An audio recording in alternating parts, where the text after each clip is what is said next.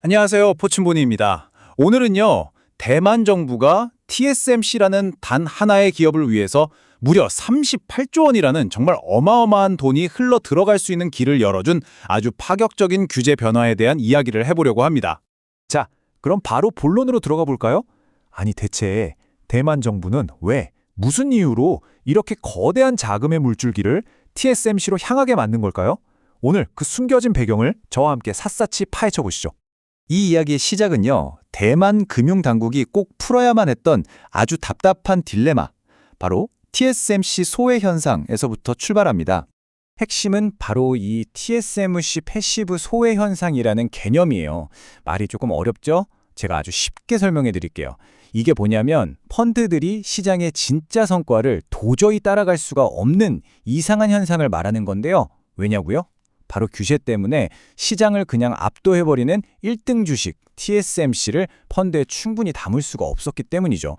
이 그래프를 보시면 그 답답했던 상황이 한눈에 딱 들어오실 거예요. 자, 보세요.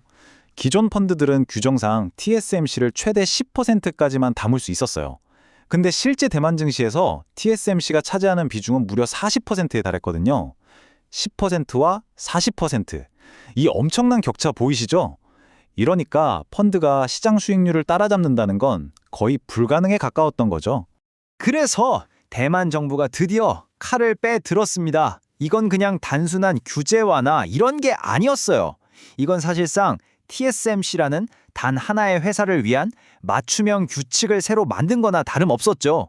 변화는 아주 간단하지만 정말 강력합니다. 이전에는 어떤 펀드든 한 종목을 10% 이상 담을 수가 없었는데 이제는 시장을 지배하는 대형주에 한해서 그 한도를 무려 25%까지 허용해 준 거죠.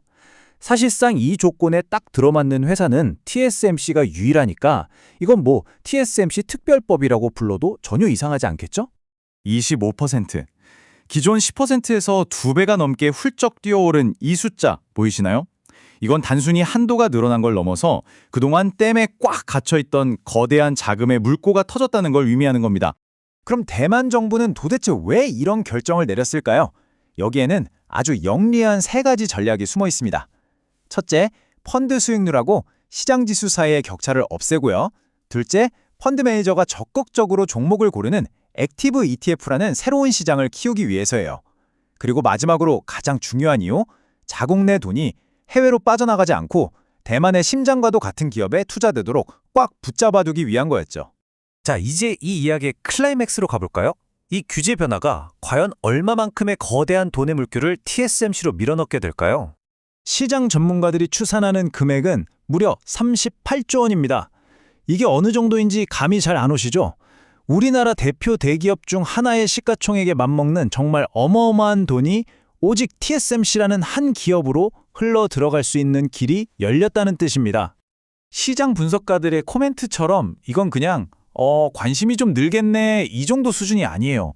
이걸 바로 강제적 매수 수요라고 하는데요.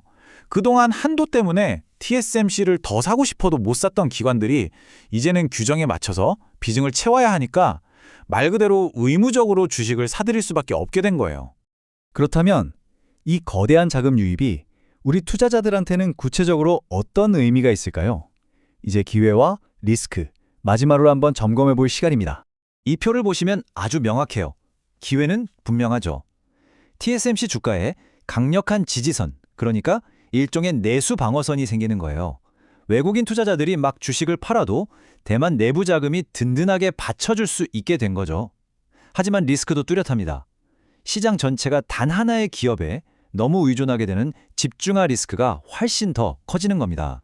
다시 말해서 TSMC 주가에 대만 자본으로 만들어진 아주 튼튼한 안전망이 생긴다는 거죠.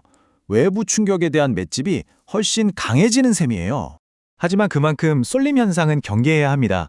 TSMC가 기침하면 대만 증시 전체가 감기에 걸리는 그런 구조가 더욱 심화될 수 있다는 뜻이니까요.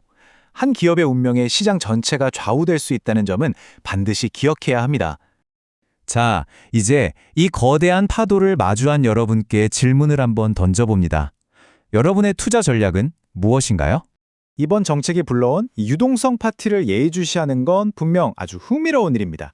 하지만 언제나 글로벌 반도체 산업 전체의 큰 그림을 보면서 포트폴리오의 균형을 맞추는 지혜가 필요하다는 점 꼭 기억해 주셨으면 합니다.